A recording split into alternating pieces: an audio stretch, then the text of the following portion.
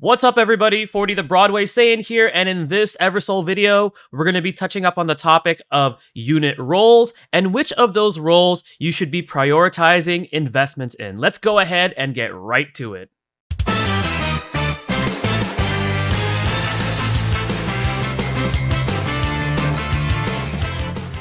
Alright guys, before we go ahead and get started with this video, you all know the drill. If you enjoy what you see on this channel, be sure to hit that subscribe button and turn on that notification bell. That way you guys are not missing out on future uploads. Leave a like on this video and comment down below which particular unit roles you've been investing in most in Eversoul and how it's helped your account in its progression.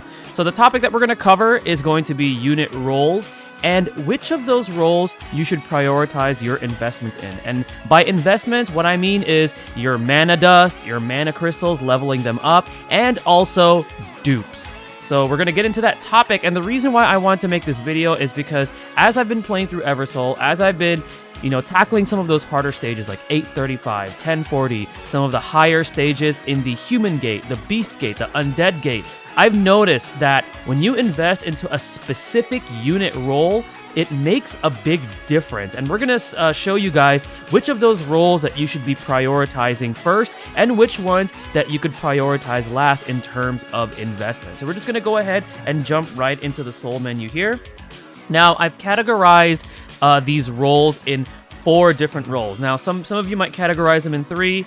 I don't know how you guys, like to categorize your characters, but for me, the way I categorize my characters is DPS. So you got your DPS, their roles to deal damage. You have your tanks or your defenders. So those are going to be the units that are going to be protecting your allies by drawing aggro away from your allies and to themselves. So that way they're the only ones that are being focused damage on while the rest of your allies are safe from damage.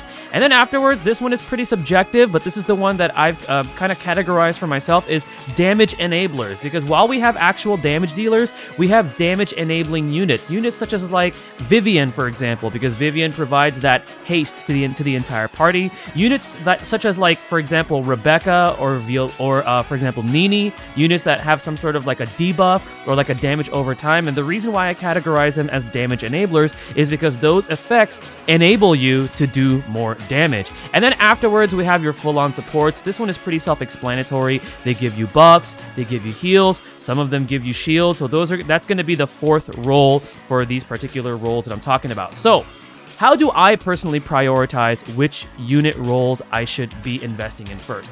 Well, from personal experience by playing this game and also from beating some of the harder content, the unit role that I tend to focus on first is going to be none other than DPS. Now, the reason why I feel like DPS should be a priority in getting the dupes in as much as possible and investing is because the more damage they're able to deal, the more you're able to, the more chances you have of being able to beat that content. An example here is Haru. When I finally pulled Haru, I was having some trouble with some of the harder stages in the Beast Gate, and when I had Haru at Epic, she didn't really make that much of an impact. And then I got her to Epic Plus, and I noticed a significant difference with her performance and just with the overall performance of the team.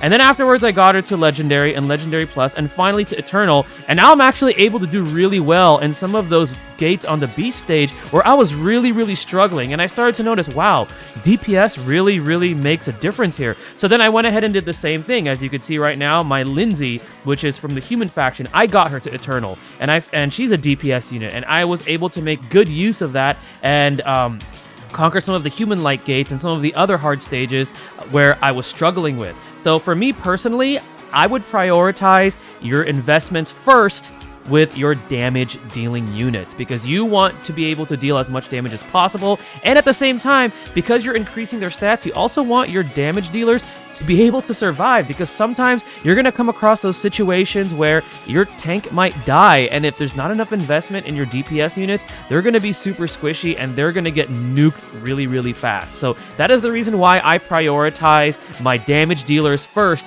in my investments. the next unit role that I'm going to be focusing my investment in after DPS is definitely going to be defenders or tanks, because they're always there at the front line. They're always there drawing aggro to themselves, making sure that they're taking aggro away from the rest of your party, and make sure everyone is staying alive while they're trying to stay alive themselves. So I've gotten my Chloe here as an example to Eternal, and she has just been putting in work. Sometimes I'll do a double tank run where I have her and then I have Adrienne. Unfortunately, my Adrienne is only at base epic right now, but the two of them together work really well. Sometimes I'll use her with Claire, but your defenders are going to be what you want to be your next focus as far as like investment priority, because you want them to be able to defend, you want them to have as much HP, as much defense, so then that way they're not dying too quickly, and you're able to keep the rest of your units alive while they're taking in all the aggro. So second priority for me is definitely going to be defender.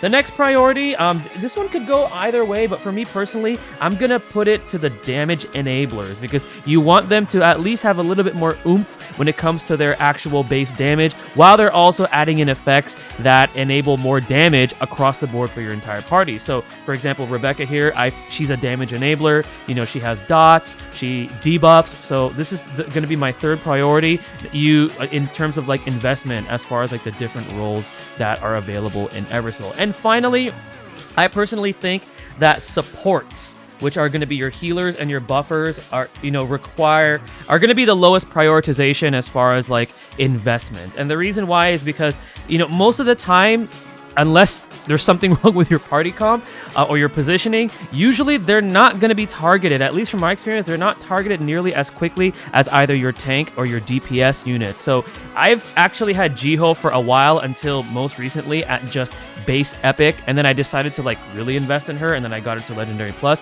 But at base epic, she was actually fine. I was running her. Sometimes I would do double healer comp. I would run her with like Talia, for example, or Jiho and like Catherine. And for the longest time, they were not, upgraded with dupes and things like that. So they were fine at just one copy, even just at 2 copies. I've had good experiences with them. But for me personally, the last prioritization in terms of investing into different unit types is going to be for support. I think they function perfectly fine in what they're supposed to do at just 1 copy. If you want to go any further than that, that is up to you. But for me, they are the lowest priority. So just to wrap things up, first priority, at least for me, DPS. Okay. Second is defenders. Third is going to be your damage enablers. And fourth and final is going to be your supports. Let me know in the comment section below how you guys feel about that, and what unit types you guys have been investing in, or what you've been prioritizing in terms of your experience so far in Eversoul. All right, guys. Well, this is going to go ahead and conclude this video. Thank you again for watching. Stay tuned for the next video, and stay blessed, everybody.